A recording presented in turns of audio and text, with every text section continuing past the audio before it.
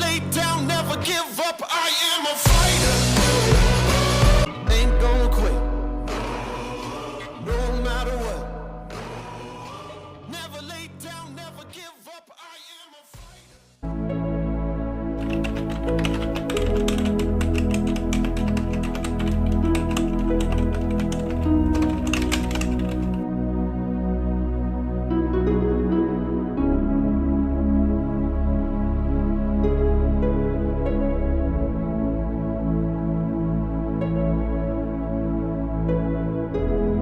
제1장 처음 잃어버린 동산. 태초 온 세상은 완벽한 조화를 이루고 있었다.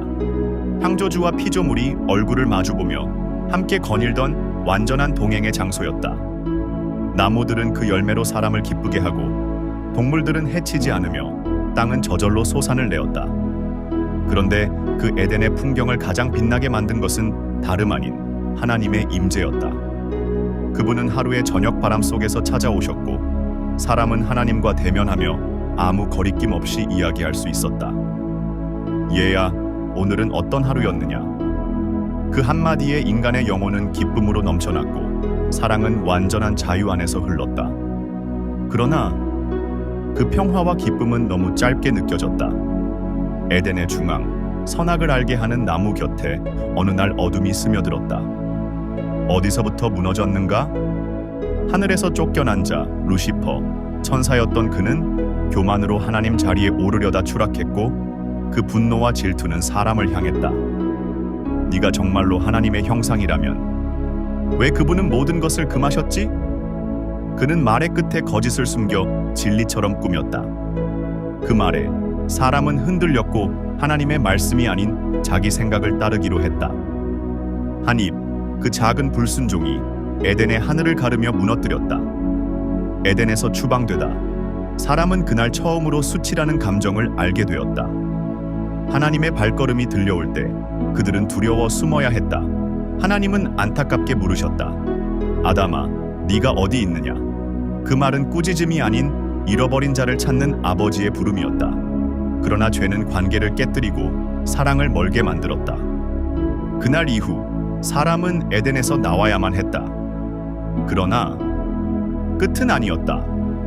에덴은 다쳤지만 하나님의 마음은 다치지 않았다. 그분은 계획하셨다. 잃어버린 사람을 다시 찾는 여정을. 그 이름은 플랜 B, 즉 사랑으로 다시 부르시고 진리로 다시 이끄시는 구속의 여정이었다. 순례자의 여정은 여기서 시작된다. 잃어버린 에덴을 다시 찾기 위한 여정, 죽음이 아닌 생명을 향한 여정, 문제가 아닌 소망을 향한 여정. 그 여정의 이름은 에덴에서 천국까지. 제2장 빛에서 어둠으로, 사탄의 관계와 죽음의 시작. 에덴에서 추방된 사람은 처음으로 고통이라는 단어를 이해하기 시작했다. 땀을 흘려야만 먹을 수 있었고 가시덤불은 땅에서 솟구쳤으며 아이를 낳는 것도 노을을 바라보는 것도 눈물로 물들었다. 그러나 가장 참혹했던 것은 죽음이란 낯선 그림자가 인생을 따라오기 시작했다는 사실이다. 그는 왜 왔는가? 하늘에선 한때 찬란한 빛의 존재가 있었다. 이름은 루시퍼. 새벽별이라 불리던 그는 가장 아름답고 지혜로운 천사였다. 하지만 그는 자신의 영광을 바라보다 하나님의 자리를 넘보았다. 내가 가장 높은 곳에 앉으리라. 하늘 위 보좌에 나도 오르리라. 그러자 하나님은 말씀하셨다. 네가 마음의 교만을 품었기에 너는 땅으로 떨어지리라. 그렇게 그는 하늘에서 쫓겨났다. 그리고는 한 가지에 집착했다. 내가 그분의 형상을 따라 지음받은 인간을 무너뜨리리라. 속임의 기술, 파멸의 시작. 사탄은 결코 힘으로 사람을 굴복시키지 않았다. 그는 말을 던졌고 말 속에 의심과 거짓과 자만의 독을 감추었다. 정령 죽지 아니하리라. 하나님처럼 될 수 있다. 네 뜻이 더 낫지 않느냐? 이 말들은 뱀의 혀처럼 부드러웠지만 심장 깊숙이 들어가 사람의 영혼을 병들게 했다. 그리고 그 병은 오늘날까지 세대에서 세대로 거짓 진리를 믿는 유전병처럼 퍼지고 있다. 죽음이 들어왔다. 사람은 그렇게 하나님의 말씀을 버리고 자신의 판단을 따라 살기 시작했다. 그날 이후 자연은 균형을 잃고 관계는 깨어졌으며 무엇보다 하나님과의 동행이 멀어졌다. 죽음은 단지 육체의 끝이 아니었다. 그것은 하나님과의 단절, 영원에서 끊겨 나오는 고통이었다. 사탄은 비웃었다. 봐라, 네가 선택한 길이 이 길이다. 그러나 하나님은 침묵하지 않으셨다. 죄가 세상에 들어왔지만 하나님은 곧바로 회복의 약속을 선언하셨다. 여자의 후손이 너의 머리를 상하게 할 것이다. 빛이 어둠을 꿰뚫고 다시 올 것이다. 그 말은 언젠가 한 사람이 와서 이 모든 어둠과 거짓과 죽음을 자기 몸으로 끝내리라는 예언이었다. 고통은 시작되었지만 소망도 함께 시작되었다. 인간은 이제 죽을 존재가 되었지만 하나님은 그 죽음을 생명의 문으로 바꾸실 계획을 세우셨다. 그것이 바로 플랜 B. 세상이 죄로 어두워질수록 하늘은 더 밝은 빛으로 한 책을 준비하고 계셨다. 그 책은 바로 성경이었다. 제3장. 진리의 책. 어둠 속에 빛으로 내려온 나침반 사람은 에덴을 떠난 후 세상에 흩어졌다. 사막을 건너고 산을 넘고 바다를 향해 길을 떠났지만 마음엔 늘 무언가 잃어버린 듯한 허전함이 남아 있었다. 그들은 곧 깨달았다. 아무리 성을 쌓아도, 아무리 돈을 벌어도 우리 영혼은 만족하지 않는다. 길을 잃은 자, 빛을 기다리다. 사람들은 점점 자기만의 방식으로 하늘을 찾으려 했다. 별을 보고 신이라 부르고 황금에 절하며 평안을 찾으려 했다. 그러나 그 모든 것은 자기 손으로 만든 가짜 하늘이었다. 그때 하늘에서 바람처럼 한 음성이 울려 퍼졌다. 너희는 옳은 길을 잃었고 참된 빛을 찾지 못했다. 그리고 빛이 한 권의 책으로 내려왔다. 이 책은 땅 위의 책이 아니었다. 종이에 쓰였지만 그 안에는 하늘의 마음이 담겨 있었다. 잉크로 새겨졌지만 그 의미는 영혼을 깨우는 생명의 숨결이었다. 그 책의 이름은 성경, 즉 하나님의 말씀이요 진리의 나침반이었다. 성경은 단지 도덕책이 아니었다. 그 책은 처음부터 선언한다. 태초에 하나님이 천지를 창조하시니라. 사람은 하나님의 형상대로 지음을 받았더라. 그것은 사람에게 말해주었다. 너는 우연이 아니다. 너는 목적 있는 존재이며 너는 사랑받기 위해 지어진 존재다. 또한 그 책은 경고한다. 죄의 싹슨 사망이요 하나님과 멀어짐은 죽음의 길이다. 하지만 동시에 희망을 외친다. 하나님이 세상을 이처럼 사랑하사 독생자를 주셨으니 이는 누구든지 그를 믿으면 멸망하지 않고 영생을 얻게 하려 하심이라. 요 3:26. 이 책은 플랜 B의 청사진이다. 에덴이 무너진 이후 하나님은 다시 길을 놓으셨다. 그 길은 사람의 선함이 아닌 하나님의 은혜로 걷는 좁은 길이었다. 성경은 그 길을 안내하는 지도이고 순례자는 그 길을 따라 하늘 본향을 향해 걸어간다. 진리를 아는 자는 자유케 된다. 사탄은 지금도 거짓말을 던진다. 말씀은 낡았다. 너 자신을 믿어라. 눈에 보이는 것이 진짜다. 하지만 성경은 말한다. 너희가 진리를 알지니 진리가 너희를 자유롭게 하리라. 요한복음 8:32. 이제 순례자의 손에는 책이 들렸다. 밤이 와도 그는 두렵지 않다. 길을 잃어도 그는 절망하지 않는다. 그의 손엔 말씀이 들려있고 그 말씀 안엔 하나님이 계시기 때문이다. 이제 그는 이 책을 따라 죽음을 넘어 생명으로 심판을 지나 구원으로 나아가는 여정을 시작하게 된다. 제4장. 심판과 죽음을 넘어 구원의 문을 향하여 순례자는 책을 품에 안고 긴 여정을 시작했다. 발은 땅을 딛고 있었지만 마음은 이미 하늘의 본향을 향해 걸어가고 있었다. 그러나 그 길은 결코 쉽지 않았다. 길 앞에 두 문, 순례자가 한 고개를 넘었을 때 앞에는 두 개의 문이 놓여 있었다. 하나는 넓고 화려한 문, 많은 사람들이 웃으며 그리로 향했다. 다른 하나는 좁고 작고 겉보기에 초라한 문, 거기엔 이런 문구가 새겨져 있었다. 생명으로 인도하는 문은 좁고 그 길은 협착하여 찾는 이가 적도다. 마태복음 7:14. 순례자는 책을 펼쳤다. 그곳에 같은 말씀이 적혀 있었다. 그는 알았다. 많은 이들이 걸어가는 길이 결코 옳은 길이 아니라는 것을. 그는 좁은 문을 택했다. 비록 외롭고 힘들어 보여도 그 문 너머엔 생명이 기다리고 있기 때문이었다. 그 길의 이름은 플랜 B였다. 그 길에는 눈물도 있었고 갈림길도 많았지만 그 길 위엔 언제나 하나님의 발자국이 먼저 찍혀 있었다. 이것이 바로 플랜 B의 길이었다. 사람이 만든 길이 아니라 하나님이 친히 먼저 걸어두신 구원의 길이었다. 심판의 계곡을 지나며 순례자가 깊은 골짜기를 지날 때 무거운 목소리가 울려 퍼졌다. 모든 사람은 한 번 죽는 것이 정해져 있고 그 후에는 심판이 있다. 히브리서 9:21. 그 소리에 그는 떨었지만 책을 품에 안고 다시 읽었다. 그리스도께서 죄를 대신하여 죽으셨으니 누구든지 그를 믿는 자는 정죄함을 받지 아니하리라. 로마서 8:1. 그 말은 칠흑 같은 밤속의 번개처럼 구원의 확신을 심어주었다.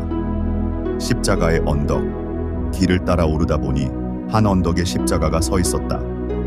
거기서 순례자는 자신의 죄짐을 내려놓을 수 있었다. 그는 처음으로 어깨 위 무게가 사라지는 자유를 경험했다. 이 짐을 왜 나는 지고 다녔을까? 그러자 책 속 음성이 마음에 울렸다. 수고하고 무거운 짐진 자들아 다 내게로 오라. 내가 너희를 쉬게 하리라. 마태복음 11:28. 새 생명의 길로 접어들다. 십자가 아래에서 그는 죽음을 두려워하지 않게 되었다. 이제 죽음은 끝이 아니라 영생의 문을 여는 열쇠가 되었기 때문이다. 그는 알았다. 하나님은 사람이 다시 그분께 나아올 수 있도록 하나뿐인 아들을 세상에 보내셨고 그분은 십자가에서 죽으시고 다시 살아나셨다. 이것이 바로 구원의 핵심, 플랜 B의 절정이었다. 이제 순례자는 자유롭다. 그는 심판을 지나 생명을 받았다. 그는 죽음을 넘어 하늘나라의 시민이 되었다. 그의 여정은 아직 끝나지 않았지만 그의 운명은 이미 결정되었다. 그는 잃어버린 에덴이 아닌 더 완전한 천국을 향해 걷고 있다. 제5장. 죽는 날이 출생보다 낫도록 하심. 끝이 아닌 새로운 시작. 길 위에서 순례자는 어느 날 한 무덤 앞에 섰다. 어떤 노인이 세상을 떠났고 많은 이들이 울고 있었다. 순례자는 가만히 그 무덤을 바라보다 책을 펼쳐 한 구절을 읽었다. 초상집에 가는 것이 잔치집에 가는 것보다 나으니 죽는 날이 출생하는 날보다 나으니라. 전도서 7:1-2. 그는 고개를 들고 하늘을 바라보았다. 왜 죽음이 더 낫다고 하시는 걸까? 출생은 문제의 시작. 사람은 태어나는 순간부터 세상의 짐을 지기 시작한다. 세상은 눈을 뜬 아이에게 조건 없이 사랑을 주지 않는다. 그 대신 경쟁을, 불안함을, 질병을, 늙음을 가르친다. 순례자는 걸어오며 수많은 이들의 눈물을 보았다. 부자가 되었어도 우울한 사람, 가족이 있어도 고독한 사람, 웃고 있었지만 속으로 죽어가는 사람. 그는 깨달았다.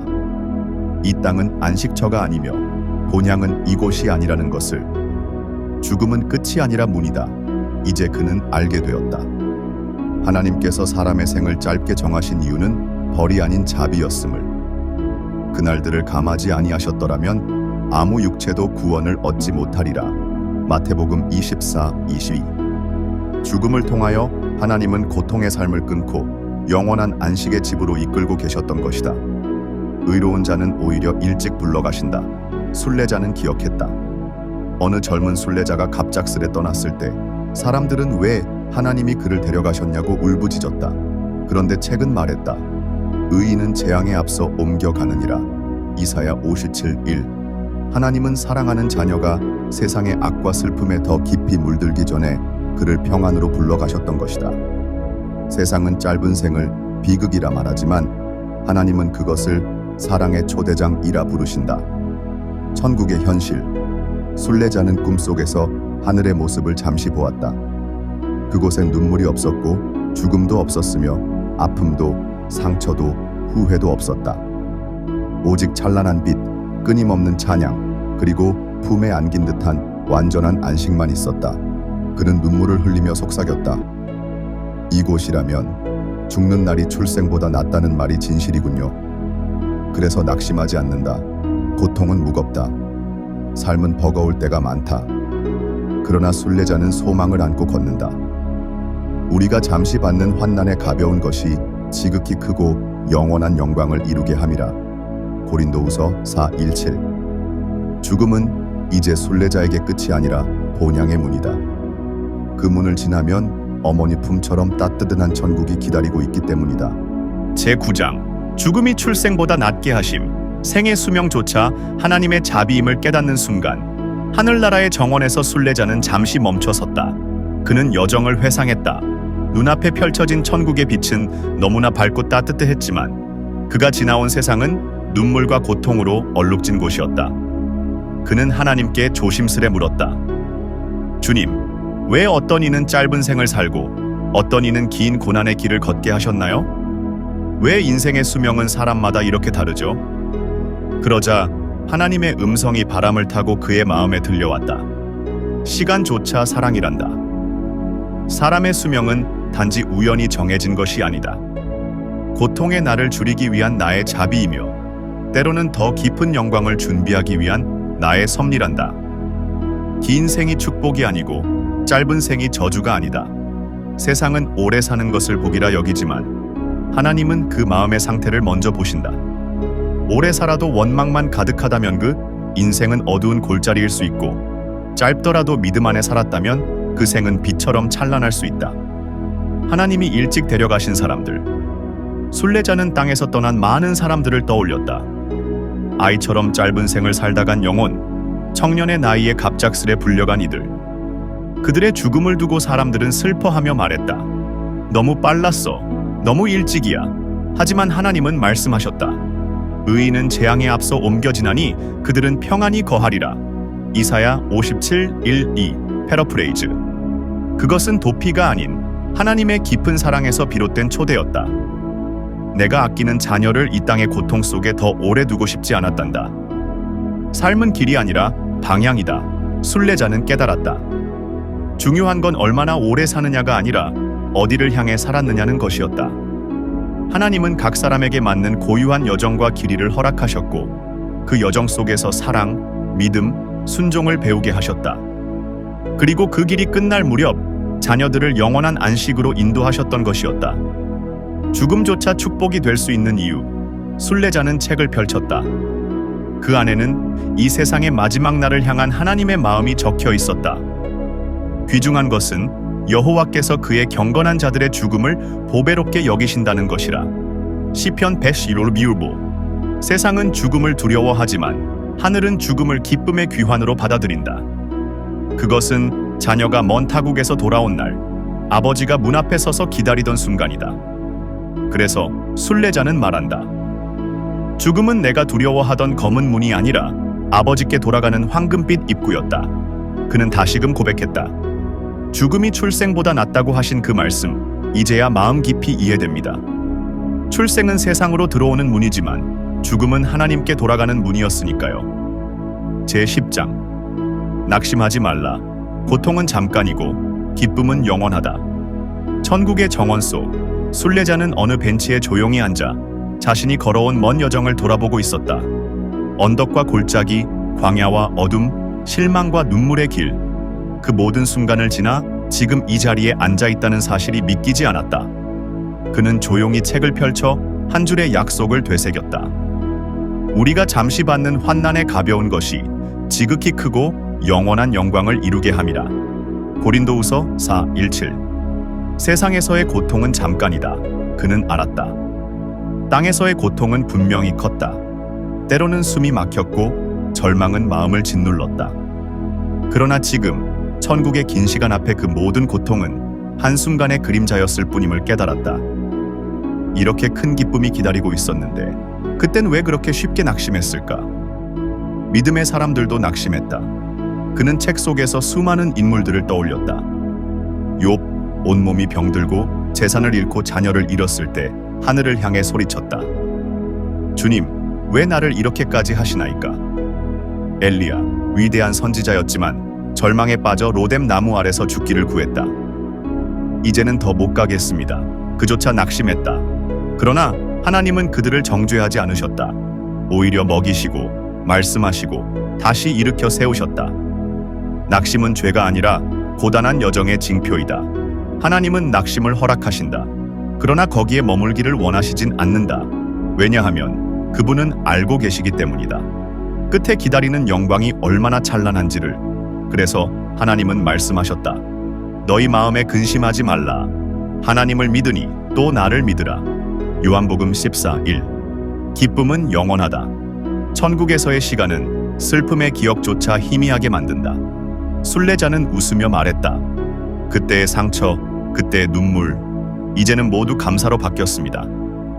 천국의 기쁨은 시간으로 환산되지 않는 영원한 것이었고, 그는 그 안에서 날마다 새 노래로 아버지를 찬양할 수 있었다. 그래서 순례자는 외친다. 지금 고통 속에 있는 이들이여, 낙심하지 마십시오. 그 고통은 끝이 아니며 그 눈물은 헛되지 않습니다.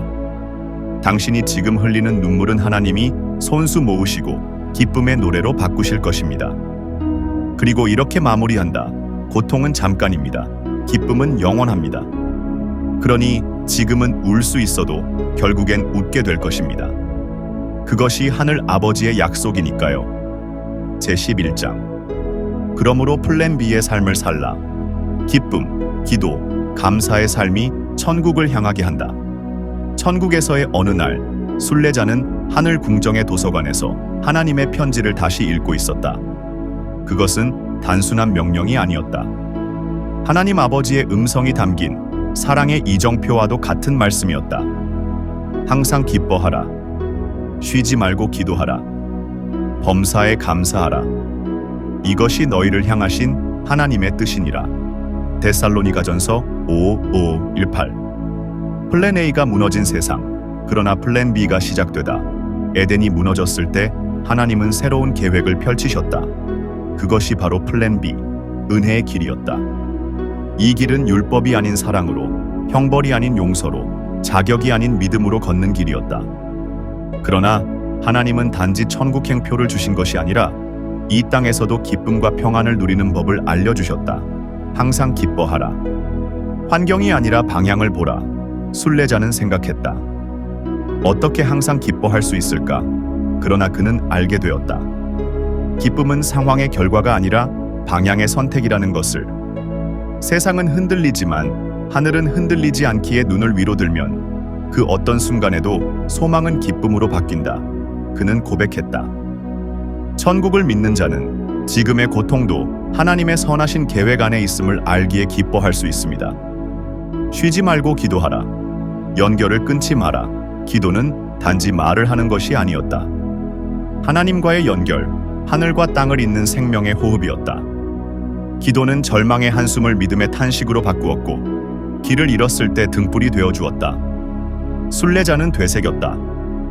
하나님은 언제나 내 기도를 들으셨고, 내가 잠잠해도 내 눈물로 기도하신 분이셨다. 범사에 감사하라. 감정이 아니라 믿음으로. 감사는 마음이 따를 때만 하는 반응이 아니라 믿음으로 먼저 내딛는 고백이었다. 순례자는 고난의 길에서도 감사하려 애썼다. 처음엔 억지 같았지만 감사가 입에 머무는 순간 그 마음이 따라왔다. 감사할 이유를 먼저 보기보다 감사를 선택하면 그 안에 이유가 따라옵니다. 이 모든 것이 하나님의 뜻. 순례자는 마침내 이 말씀을 가슴 깊이 이해했다. 이것이 너희를 향하신 하나님의 뜻이라.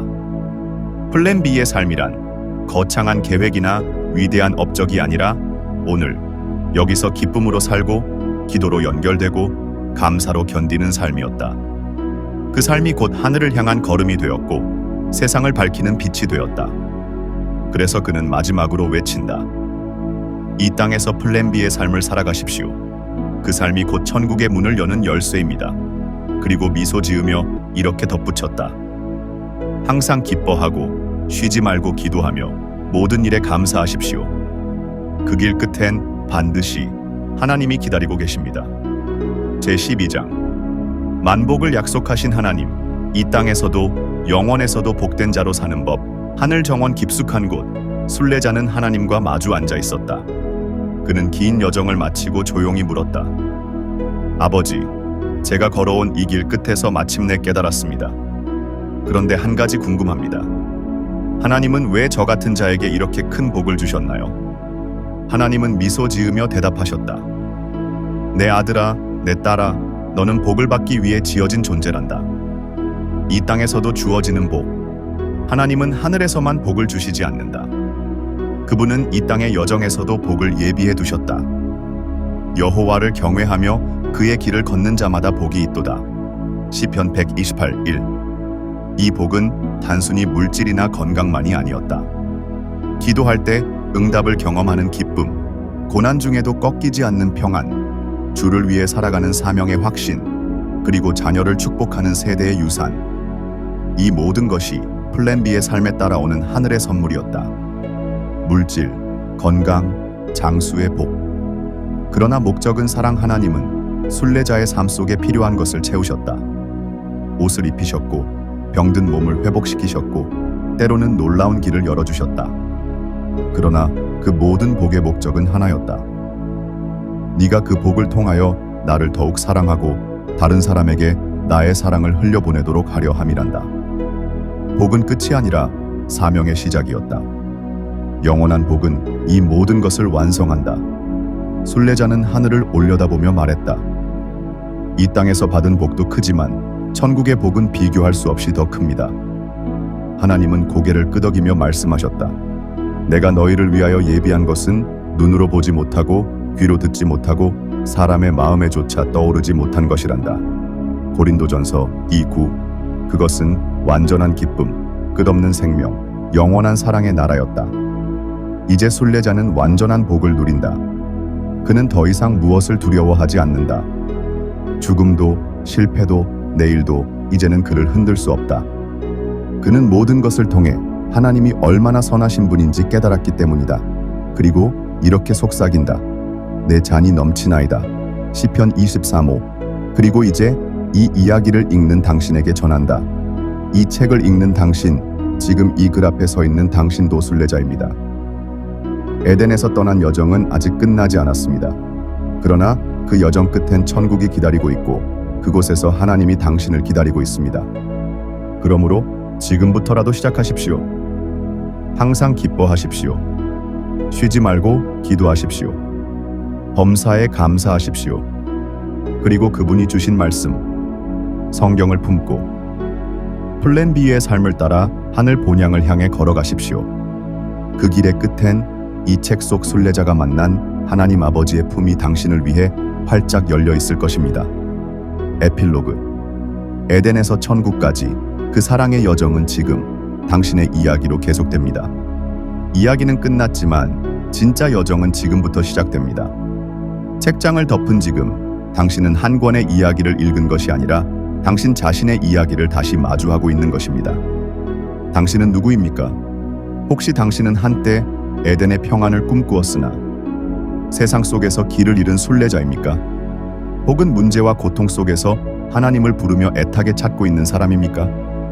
아니면 이미 믿음을 품고 있지만 지쳐 멈춰선 이입니까? 그렇다면 오늘 이 글이 당신에게 말합니다. 당신도 그 길을 걸을 수 있습니다. 그리고 반드시 도착할 수 있습니다. 왜냐하면 그분이 먼저 그 길을 걸으셨기 때문입니다. 예수 그리스도께서 에덴에서 끊어진 길을 십자가로 다시 이으셨고 우리 모두를 위해 플랜 B라는 새로운 생명의 여정을 열어주셨기 때문입니다.